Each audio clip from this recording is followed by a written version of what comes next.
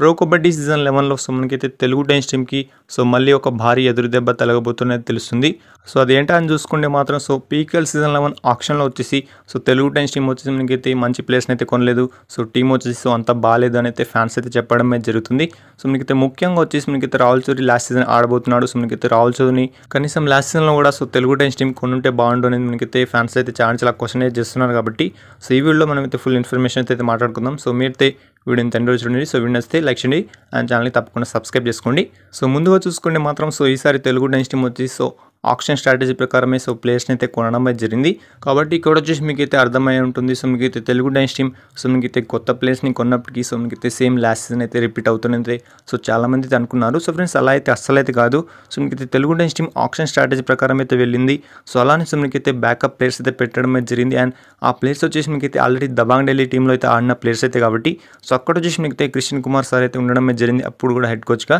And ఇప్పుడు వచ్చేసి so ఆ ప్లేయర్స్ అండ్ మనకైతే హెడ్ కోచ్ వచ్చేసి మనకైతే తెలుగు టైమ్స్ టీంకి రావడం అనేది సో మీకు చాలా పెద్ద గుడ్ న్యూస్ అని చెప్పొచ్చు. సో ఇది వచ్చేసి మీకు అయితే ఒకటి అర్థం కాలేదని నాకైతే అనిపిస్తుంది. కాబట్టి సో ఈసారి సో మీకైతే తెలుగు టైమ్స్ టీం వచ్చేసి సో చాలా గట్టి కంబ్యాక్ అయితే ఇవ్వబోతుంది. అండ్ ఇంకా ఎన్వైపీ ప్లేయర్స్ కూడా సో మీకైతే చాలా డేంజరస్ రైడర్స్ అండ్ మనకైతే డిఫెండర్స్ అయితే కనిపిస్తున్నారు. కాబట్టి సో మీకైతే ఫస్ట్ టీం అయితే నార్మల్గా అయితే కనిపిస్తుంది. సో ఒక్కసారి కనుక ఆడితే మాత్రం సో ఈసారి తెలుగు టైమ్స్ టీం ఏంటో అనేది మనకైతే తెలుస్తుంది. కాబట్టి అండ్ ఆల్రెడీ మనకైతే త్రినాథ్ సార్ కూడా చెప్పారు. సో మనకైతే ఒక్కసారి కనుక టైటన్స్ కనుక బ్లాస్ట్ అయితే మాత్రం సో ఎవరు ఆపలేరని అయితే చెప్పడం జరిగింది. కాబట్టి సో ఈసారి తెలుగు టైమ్స్ టీం చాలా స్ట్రాంగ్ కంబ్యాక్ అయితే ఇవ్వబోతుంది. సో ఇది వచ్చేసి మీకైతే కన్ఫర్మ్ అని చెప్పుకోవచ్చు. సో దీనిపైన మీకు ఏమైనా కామెంట్స్ ఉంటే మాత్రం సో కింద కామెంట్ చేయండి.